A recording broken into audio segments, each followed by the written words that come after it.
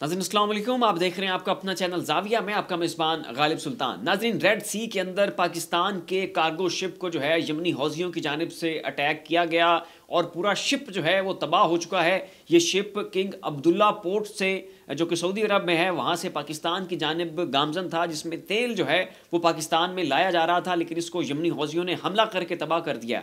तो इसकी क्या नौबत पेश आई कि यमनी हौसियों की जानिब से पाकिस्तान के कार्गो शिप को जो है वो उसको अटैक कर दिया गया। इसके साथ साथ इंडिया के कार्गो शिप को भी जो है रेड सी में तबाह किया गया है। उसकी क्या तफसीलात हैं वो भी आपके साथ जो है इस वीडियो में शेयर करते हैं।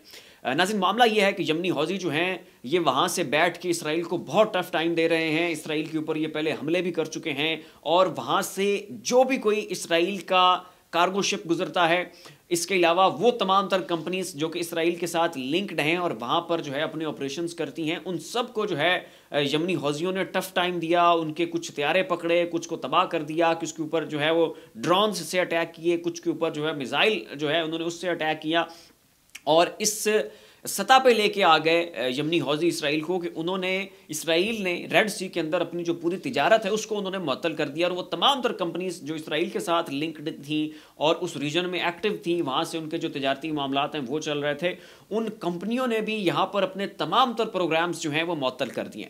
दुनिया की नाज़रीन टोटल तिजारत का जो 20% हुजम है वो इसी रेड सी से गुजरता है और अगर रेड सी को ब्लॉक कर दिया जाए, इसको बंद कर दिया जाए, तो पूरी दुनिया की जो 20% तिजारत है वो मुतासर होती है और मुअत्तल होती है, जिसका ज़्यादातर शेयर जो है वो इसराइल के पास है। तो अब जो है इसराइल यहाँ पर घुटनों पर आ चुका है और उसकी तमाम तर जो तजारती सरगर्मियाँ हैं रेड सी के अंदर वो ब्लॉक हो चुकी हैं। तो इस चीज़ को काउंटर करने के लिए अमेरिका ने यहाँ पर एक नेवल अलायंस बनाने की कोशिश की और उसमें उनका प्लान ये था कि यहाँ पे जो नेबरिंग अरब कंट्रीज़ हैं उनको साथ मिलाएंगे, इनकी नेवी वेसल्स लेंगे, इनके जो वारशिप्स हैं उनको साथ मिलाएंगे और यहाँ पर अपनी सर्वेलेंस शुरू करेंगे।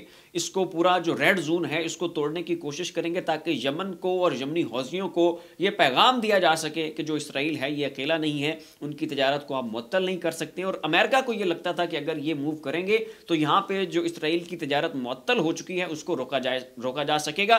तो इसके लिए उन्होंने सऊदीया के ऊपर भी प्रेशर डाला, दबाव डाला कि आप जो है इस अलायंस में हमारा हिस्सा बने। लेकिन नाज़रीन, सऊदी अरब ने इस इत्तेहाद का हिस्सा बनने से इनकार कर दिया। तो नाज़रीन, दो बुनियादी तरीन वजूहात हैं कि जिसके सबब सऊदी अरब जो है अमेरिका की इस अलायंस का हिस्सा नहीं बनना चाहता। पहली वजह तो ये है कि सऊदी अरब ज़ाहिर एक मुसलमान मुल्क है और उनकी अपनी भी एक इस्लामी जिम्मेदारी है, तो उसकी बुनियाद के ऊपर वो ऐसे किसी भी अलायंस, ऐसे किसी भी इत्तेहाद और ऐसे किसी भी गठजोड़ का हिस्सा नहीं बनना चाहते जो कि गज़ा के मुसलमानों के इंटरेस्ट के अगेंस्ट हो। तो अगर यमनी हौसी वहाँ पर टफ टाइम दे रहे हैं तो जाहिर है वो गज़ा के मुसलमानों की मोहब्बत और उनसे हमदर्दी की बुनियाद के ऊपर वहाँ पे इसराइल की तिजारत को वो मुअत्तल करके बैठे हैं। और अगर सऊदी अरब यहाँ पर उसके बरअक्स और उसके मुखालिफ जमात का जाके जो है हम निवाला और हम प्याला बन जाता है, तो ये गज़ा के मुसलमानों का जो काज है उसके साथ एक बहुत बड़ी ज़्यादती होगी। तो इसलिए सऊदी अरब जो है, एक तो ये वजह है कि जिसकी बुनियाद के ऊपर इस अलायंस का हिस्सा नहीं बनना चाहता, और दूसरी वजह यह है कि मोहम्मद बिन सलमान के पास विजन 2030 है। अब वो सऊदी अरब को दुनिया की एक टॉप क्लास जो है टूरिस्ट स्पॉट बनाना चाहते हैं। यहाँ पे वो अपना बिजनेस जो है उसको बढ़ाना चाहते हैं और इसको ऐसा ही एक मकाम बनाना चाहते हैं जैसे दुबई एक बिजनेस हब है, वैसे ही वो चाहते हैं कि सऊदी अरब भी जो है एक लीडिंग जो है वो टूरिस्ट स्पॉट बन सके। तो अगर यमनी हौसियों के साथ इनके मामलात ख़राब हो जाते हैं और आज से 4 साल, 3 साल, 5 साल पहले वाली सूरत हाल के ऊपर सऊदी अरब और जो यमनी हौसी हैं उनके तल्लुकात वहाँ पे चले जाते हैं, तो फिर तो ख़ित्ते में अनरेस्ट बढ़ेगा। सऊदी अरब के ऊपर अटैक्स किए जाएंगे, इनकी ऑयल रिफाइनरीज़ को हिट किया जाएगा। एक तो ऑयल रिफाइनरीज़ के हिट होने की वजह से बिलियंस ऑफ डॉलर्स का नुकसान होगा और दूसरा जो सऊदी अरब की अमन के हवाले से आलमी रेटिंग है वो गिरेगी और यहाँ पर जो टूरिस्ट का आना है वो मुअत्तल होगा। वो इनका जो पूरा विजन 2030 है वो मुतासर हो सकता है।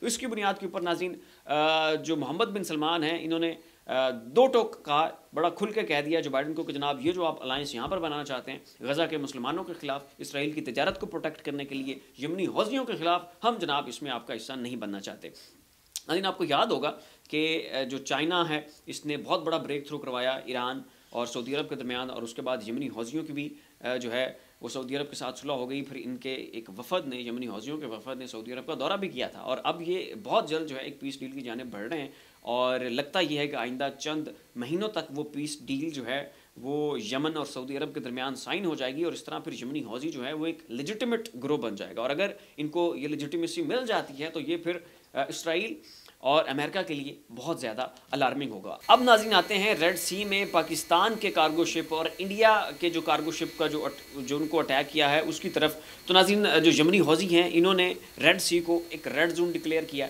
इन्होंने कहा है कि कोई भी जो कार्गो शिप है यहाँ पर नहीं आएगा और अगर कार्गो शिप यहाँ पर आएगा हम उसे अटैक कर देंगे। उसकी वजह उन्होंने ये बताई है कि हमने इसराइल की तिजारत जो है मुअत्तल कर दी है, इनकी मल्टीनेशनल कंपनीज़ ने यहाँ पर अपने ऑपरेशंस को मुअत्तल कर दिया है। तो अगर कोई और त्यारा यहाँ पर आएगा तो हमारे लिए ये शनाख्त करना, उसको आइडेंटिफाई करना मुश्किल हो जाएगा कि आया कि ये इसराइल का है या कि इसराइल के साथ लिंक्ड किसी मल्टीनेशनल कंपनी का है या फिर ये पाकिस्तान का या इंडिया का है। तो उन्होंने कहा कि बजाय इसके कि हमारे लिए बड़ी मुश्किल हो उसकी शनाख्त करने में और हम इंडिया का त्यारा समझते हुए या पाकिस्तान का कार्गो शिप समझते हुए इसे छोड़ दें और वो निकले इसराइल का, तो ये नहीं होगा। लिहाजा बेहतर ये है कि ये पूरा जो रेड सी है ये रेड जोन होगा, यहाँ पर कोई भी तिजारत नहीं होगी।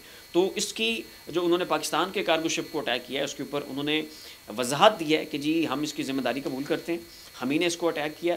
और साथ उनका कहना है कि हमने बारहा इनको वार्न किया था कि आप इस एरिया में नहीं आएंगे, इनको मैसेज पहुंचाया गया था, लेकिन इसके बावजूद ये इस रेड सी के जोन में आए और फिर उसको अटैक कर दिया गया। और यही मामला इंडिया के जो कार्गो शिप अटैक हुआ है उसके साथ भी यही हुआ है। तो उन्होंने कहा कि हम दोबारा वार्न करते हैं कि इस रीजन में कोई भी कार्गो शिप नहीं आएगा, क्योंकि अगर आपके त्यारे होंगे तो फिर हमें ये शनाख्त करने में मुश्किल हो जाएगी कि आया कि ये इसराइली है या कि इंडियन है या कि पाकिस्तानी है। तो फिर वो पिक एंड चूज़ वाला सिलसिला जो है हमारे लिए हमारी सरगर्मियों को उसकी राह में रखने डालेगा और रोड़े अटकाएगा। इसलिए बेहतर ये है कि कोई भी त्यारा यहाँ पर ना आए, आप कोई अल्टरनेटिव ढूंढें, कोई और रास्ता जो है इख्तियार करें और वहाँ से अपने तजारती मामलात चलाएँ। दूसरी जानब नाज़रीन अगर डेथ टोल की तरफ आएँ तो इस वक्त तकरीबन 21,500 मुसलमान जो हैं वो गज़ा में तह तीर किए जा चुके हैं, शहीद हो चुके हैं और उसमें ज़्यादातर तादाद जो है वो बच्चों और ख़वातीन की है।